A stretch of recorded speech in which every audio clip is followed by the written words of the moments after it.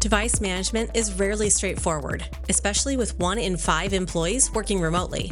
Managing, troubleshooting, and ensuring compliance is more complicated than ever.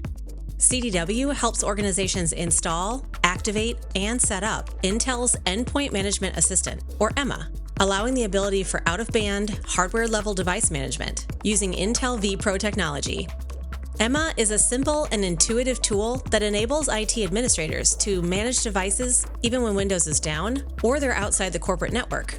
CDW's expert teams will get you up and running with EMA, as well as Active Management Technology, or AMT, to create a more streamlined and efficient solution with an improved user experience.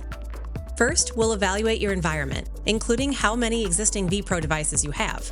We'll then evaluate system requirements for Intel EMA to identify key considerations for a smooth implementation. We'll deploy either on-prem or in the cloud and configure your endpoints for maximum efficiency. Finally, we'll help your team get comfortable with the tools and ensure they're ready to keep the solution running smoothly after setup.